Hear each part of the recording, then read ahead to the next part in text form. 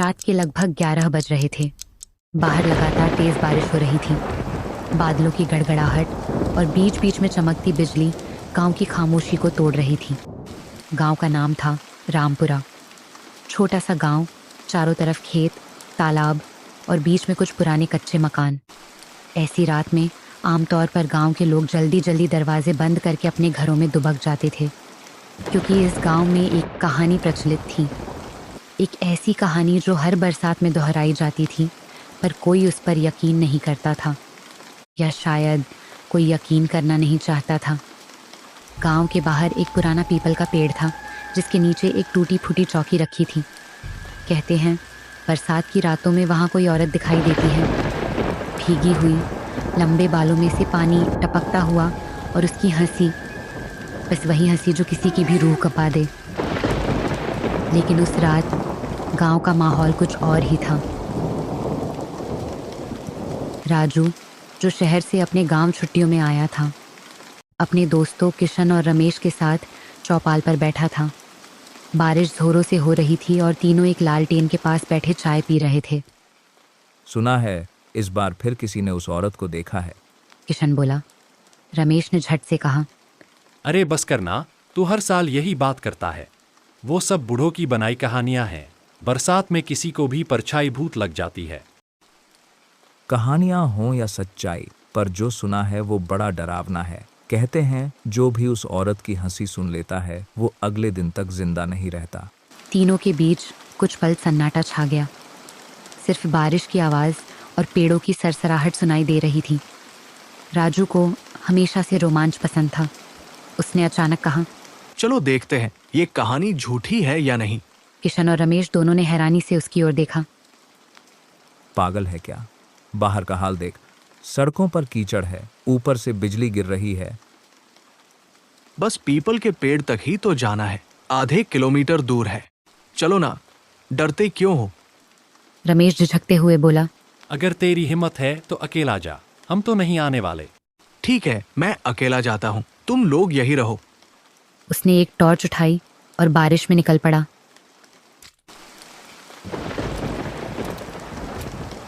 किशन और रमेश ने उसे जाते हुए देखा, फिर एक दूसरे की ओर देखा। अगर सच में कुछ हुआ तो? चल, हम भी पीछे पीछे चलते हैं, दूर से ही देख लेंगे, रमेश ने कहा। दोनों ने चुपचाप राजू के पीछे कदम बढ़ा दिए।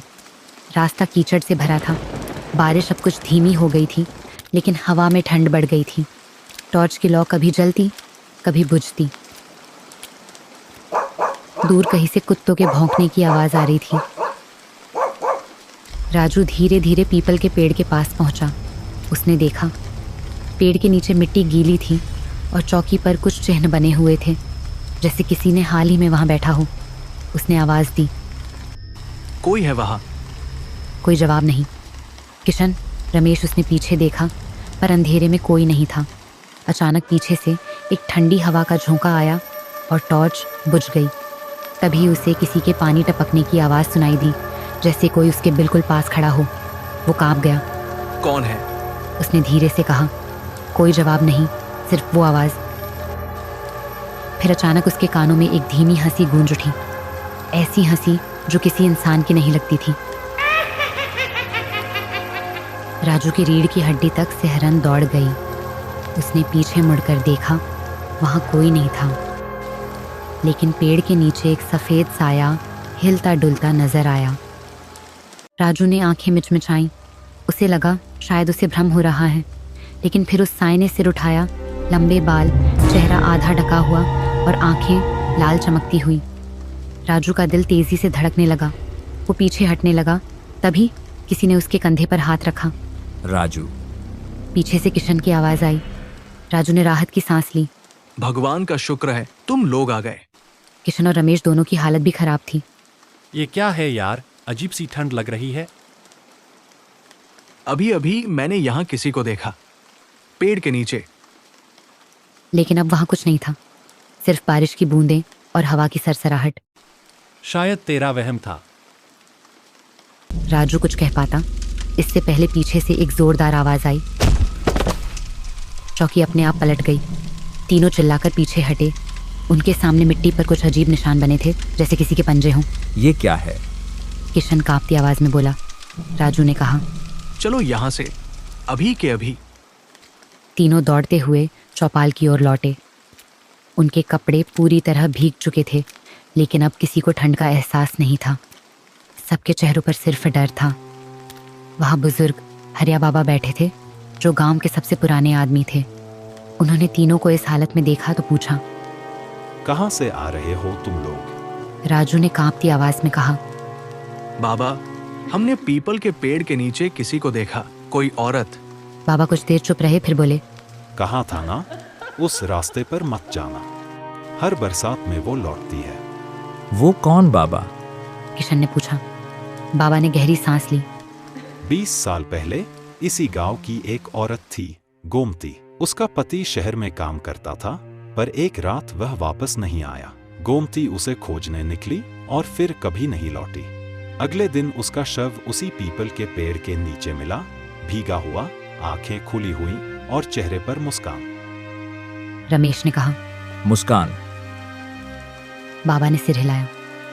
हाँ, ऐसी मुस्कान जो किसी को चैन नहीं लेने देती। उसके बाद हर बरसात की रात वो दिखाई देती है, अपने पति को ढूंढती हुई। जो भी उसकी हंसी सुन लेता है, बचता नहीं। तीनों चौंक गए। रात बीती, पर किसी की नींद नहीं आई। राजू बार बार वही हंसी याद करता रहा। सुबह होते ही उसने तय किया, उसे सच्चाई जाननी है। अगर गोमती की आत्मा सच में है, तो ये जानना जरूरी है कि उसे शांति क्यों नहीं मिल रही। उसने किशन और रमेश से कहा। किशन ने कहा, तू पागल है क्या? अब तू फिर वहां जाएगा? हाँ, लेकिन इस बार हम दिन में जाएंगे और बाबा से सारा सच जानेंगे। बाबा ने बताया। गोमती के पति का नाम था रामलाल। वो शहर नहीं गया था, वो मारा गया था। कुछ लोगों ने लालच में उसे धोखा दिया और उसकी लाश को तालाब में फेंक दिया। गोमती को जब सच्चाई का शक हुआ, तो उन्हीं लोगों ने उसका पीछा किया। मतलब उसकी आत्मा बदला चाहती है? शायद, लेकिन कोई नहीं जानता कि किन लोगों ने वो काम किया था। शाम होते होते फिर बादल घिराए, बिजली चमकने लगी। राजू ने तय किया कि आज रात वो वहां रुकेगा, चाहे कुछ भी हो जाए। उसने लालटेन, अगरबत्ती और हनुमान चालीसा की किताब साथ ली। किशन और रमेश डरते हुए बोले, हम तेरे साथ चलेंगे, पर अगर कुछ गड़बड़ हुआ तो भागेंगे। ठीक है। तीनों फिर उसी रास्ते पर चल पड़े। हवा में अजीब सी गंध थी, जैसे गीली मिट्टी के साथ कुछ जला हुआ हो। पास के तालाब से मेंढकों की आवाजें आ रही थीं। पेड़ के पास पहुंचते ही अचानक बारिश फिर से शुरू हो गई। लालटेन की लौ कांपने लगी। राजू ने पेड़ के नीचे एक अगरबत्ती जलाई और बोला, अगर तेरी आत्मा भटक रही है तो हम तेरी मदद करना चाहते हैं। पहले तो कुछ नहीं हुआ, लेकिन फिर जमीन पर गिरती बारिश की बूंदें किसी लय में बहने लगी, जैसे कोई धीमा संगीत हो। फिर वही हंसी। तीनों पीछे हट गए। पेड़ के नीचे अब एक औरत का साया साफ दिख रहा था। उसने धीरे धीरे सिर उठाया। बाल भीगे हुए, कपड़े फटे हुए और आंखों से आंसू नहीं, खून बह रहा था। तुम कौन हो? राजू ने कांपती आवाज में पूछा। उसने धीरे से कहा, मेरा नाम गोमती। और अचानक हवा का एक जोरदार झोंका आया। चारों तरफ अंधेरा छा गया और उसी अंधेरे में तीनों को किसी की चीख सुनाई दी। पर वह किसकी थी, कोई नहीं जानता।